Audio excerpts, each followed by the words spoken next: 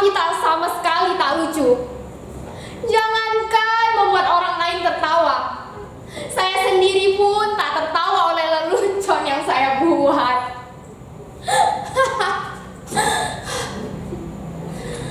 Mungkin kalian menyangka menjadi badut adalah pekerjaan paling gampang. Tinggal bertingkah kocak, lalu orang akan tertawa. Tapi bila kalian menjadi saya, kalian akan mengerti. Tak gampang membuat orang lain tertawa, apalagi ketika kamu sedang tidak ingin tertawa. Lagi pula, di zaman ketika orang-orang mudah tersinggung dan marah, membuat lelucon tidak semudah yang kalian bayangkan. Bisa-bisa karena lelucon, kamu bisa dipidanakan, dianggap menghina dan mencemarkan nama baik. Aduh, saya jadi ngeri.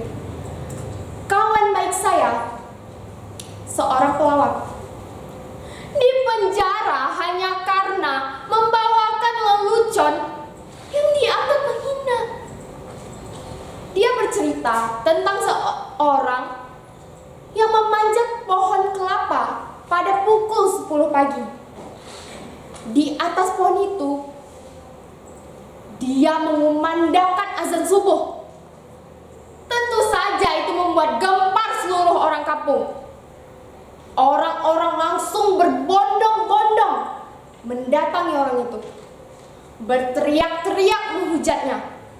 Bahkan sampai ada yang ingin membunuhnya. "Dasar kafir, turun kamu!" Begitu kata orang kampung berteriak. "Berani-beraninya kamu melakukan penghinaan azan subuh jam 10 pagi. Dasar aneh, kafir, turun!" Tetapi dengan tenang orang itu menjawab, "Loh, siapa yang kafir? Siapa yang aneh? Coba kalian pikir. Saya azan subuh jam 4 di masjid, tapi kalian tak ada satu pun yang datang. Begitu saya azan subuh jam 10, kok kalian pada datang? Coba kalian pikir, saya yang aneh. Siapa yang tidak taat? Siapa yang kafir? Orang kok gampang mengkafir-kafirkan orang karena menebar kebencian, karena berbeda menjadi bermusuhan. Sekarang orang sepertinya senang sekali berantem. Kalau kata Descartes bilang, aku berpikir, maka aku ada. Nah, kalau kata orang sekarang bilang, aku bertengkar, maka aku ada.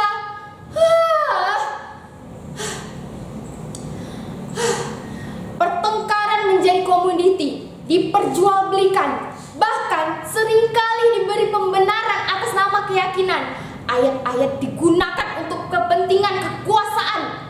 Makanya sekarang ini susah membuat orang tertawa. Saya menjadi badut, meneruskan ayah saya. Dulu ayah saya juga seorang badut. Karena bapak saya badut, saya pun jadi badut. Sekarang kan sedang ngetren anak meneruskan orang tuanya. Kalau bapaknya presiden, ya anaknya pengen jadi presiden juga. Enggak deh, anaknya pengen jadi gubernur. Bahkan ada yang jadi wali kota. Saya ngomong ngelantur dari tadi, nanti saya malah ditangkap. Dulu kata bapak saya, jadi badut itu lumayan enak, penghasilnya juga lumayan kok. Bapak saya sering diundang karena orang-orang butuh hiburan. Badut dan pelawak dianggap masih lucu. Lah, kalau sekarang pelawak saya saja kalau lucu sama politikus.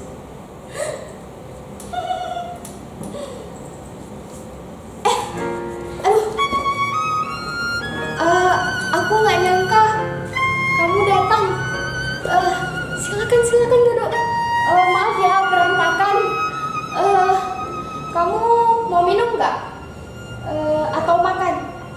Nggak haus? Nggak lapar? Syukurlah. Saya emang nggak mau apa-apa. Tapi kalau mau, kamu bisa pesan GoFood kok. Bayar ya. Penonton, pada tahu nggak siapa yang datang? Yang datang ini pacar saya loh. Jangan tersenyum aja gitu dong. Badut kayak saya juga manusia, bisa punya pacar, bisa falling in love juga. Emang kalian doang yang bisa? Saya juga bisa. Lihat ini, pacar saya. Kan tidak? Kan? Namanya Rangga. Nama lengkapnya Rangganteng. Terima kasih ya, kamu sudah mau datang. Kira kamu sudah melupakan saya. Terima kasih kalau kamu terus ingat sama saya. Kamu pasti kangen saya ya? Rindu ya? Udah, biar aku aja yang rindu. Itu berat. Buat biar aku aja. Aku kira kamu sudah gak mau lagi sama aku. Katanya aku punya pacar. Cantik ya? Kayak apapun itu, aku tetap cinta sama kamu.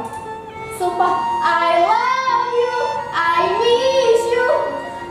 Aku boleh peluk kamu nggak? Boleh cium nggak?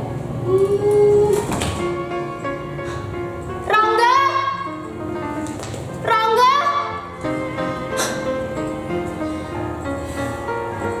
ternyata hanya hayalan saya. Nggak ada pacar. Saya baru jomblo. Coba kalian bayangkan betapa sialnya saya. Sudah jadi badut, jomblo pula. Nasib saya benar-benar ambyar. Percayalah, jadi badut itu berat. Kamu gak akan kuat. Biar saya saja.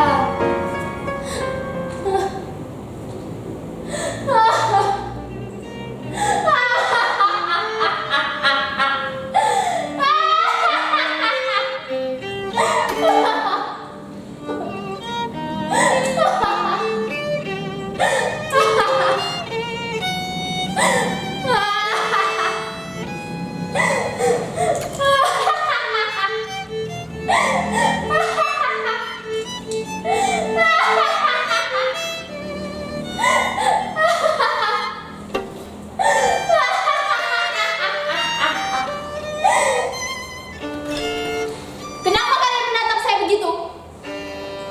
Apa ada yang aneh dengan saya? Sudah saya katakan, saya ini orang sial. Tapi nasib memang aneh.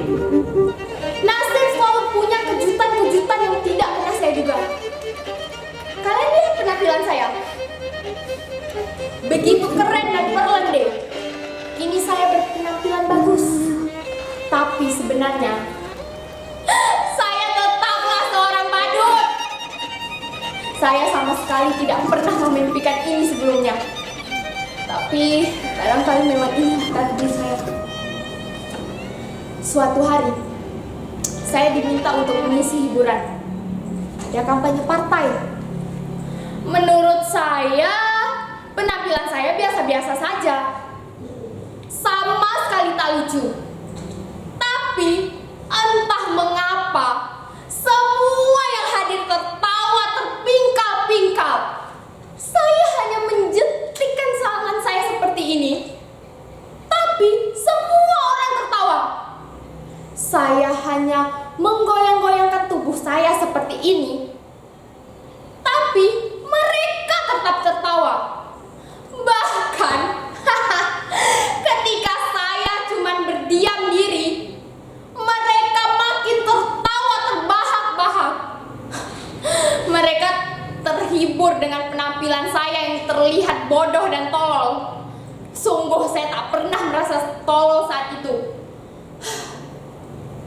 Lalu pemimpin partai itu mendatangi saya, menjabat tangan saya, memuji-muji saya. Katanya saya adalah sosok yang karismatik dan sayapnya punya bakat untuk disukai semua orang. Itulah kekuatan seorang pemimpin. Dia bilang pada saya, sekarang ini menjadi pemimpin tak perlu cerdas atau pintar. Yang penting disukai banyak orang. Demokrasi membuat seorang menjadi pemimpin bukan lantaran dia pintar atau cerdas, tapi karena kemampuan orang menyukaimu. Disukai banyak orang, maka kamu akan menjadi pemimpin. Pendukungmu akan memuji-mujimu habis-habisan, tak peduli kamu salah atau benar. Kamu bisa toh atau ngibul sesuka hatimu. Penting orang-orang akan tetap menyukaimu. Dan kamu punya bakat besar seperti itu. Orang-orang sepertimu yang dibutuhkan partai. Orang menertawaimu, tapi sesungguhnya dia menyukaimu. Saya kemudian mereka dandani menjadi necis seperti ini, didaftarkan ikut pilkada. Padahal saya nggak tahu apa itu pilkada. Saya nggak tahu beda pilkada dengan pilkade. Tapi ada yang bilang pilkada itu gak boleh coba-coba buat anak. Tapi pilkada boleh coba-coba buat anak. Makanya banyak anak pejabat nyalon.